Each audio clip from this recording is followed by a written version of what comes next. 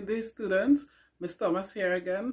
We're continuing with the topic of communication. Today, we're going to discuss the challenges over cultural penetration and the development of the region. Cultural penetration, that's what we're talking about today. And who is influencing us, which mass media is influencing us here in the Caribbean. In the Caribbean, we have our own unique culture, cuisine, the way we dress, the way we speak, the way we sing, the way we carry about ourselves. Is that being threatened, our identity? Is that being threatened by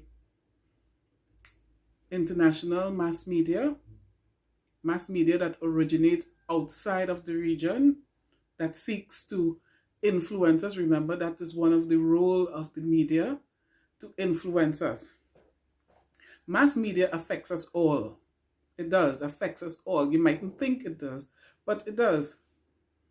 The music that you listen to, videos, movies that you listen to influence the way we speak, the clothes that you want to wear, the lifestyle you want to live. You may want to emulate what you see on the big screen. The mass media affects us. It must not be underestimated, the effect of the mass media. Sometimes, persons would say, oh, it's just entertainment. Especially, let's take, for example, music. Music that is produced may have many different messages in it. Music within the Caribbean has a lot of different messages in it. Music outside of the Caribbean have a lot of different messages in it. Do you think that the messages in music influence the way you behave? Do you think the messages in music or in movies influence the way you think about women, about crime, about violence on the whole? Do you think that the mass media influences persons to act one way or the other? Or is it only up to us? At the end of the day, it is up to us. But mass media and media houses must must give out responsible information to, of course, build and positively influence their listeners and readers. Remember, one of the role of the mass media is to influence. Of course, it's to inform, educate, and to entertain. Some might say the music that you're listening to would be entertainment, but some people take it seriously and may want to emulate the things that are being said or what they see on the big screen. The mass media, in its quest to influence, sometimes makes us modify our belief system. It makes us modify our attitudes towards many things. And our pattern of behavior changes as well. Some of you all have favorite singing stars or movie stars, and you may want to emulate their lifestyle, first world lifestyle. We have, of course, Netflix. That is a mass media house. Of course, they distribute all movies, television shows, and that is a North American company. So many of their value systems would be transmitted to us, and it will be up to you and up to me to decide if we want to emulate what we are seeing, whatever they're distributing. Some of the information that mass media houses, especially international mass media who penetrate our culture, could be either positive or negative. Don't get me wrong, it may not be just negative, but it could also be positive behavior. A lot of us have cable television, and cable television, a lot of the channels originate from North America. Very few channels originate from within the Caribbean region. So, and there are times that nudity, profanity, promiscuity, and violence may be dished out in abundance. What do you choose to do with that information? They will say they have the right to broadcast whatever they please.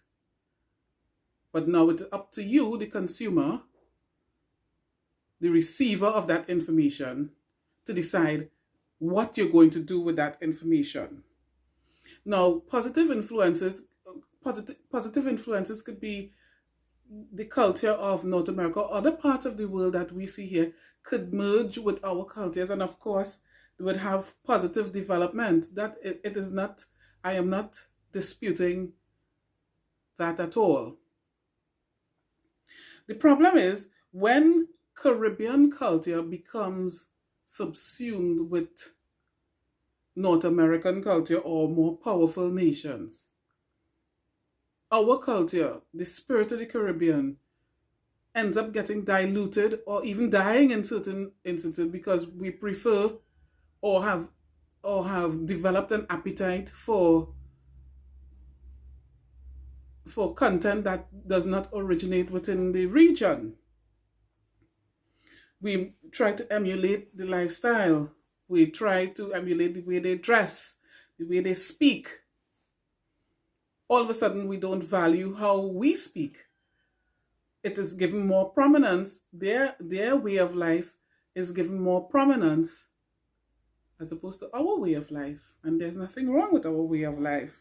The Caribbean culture is being eroded gradually, while the international media is penetrating our local and regional culture. It is penetrating our culture and it is doing damage. Again, this will be my opinions, but you could look around and see for yourself the damage that is being done where our lifestyle and our culture is concerned.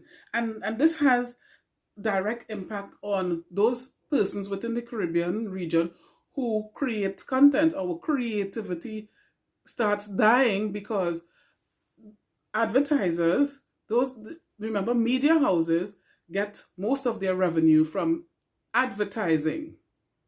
And then somebody who is advertising a product or service would prefer to advertise it when they know many persons are looking.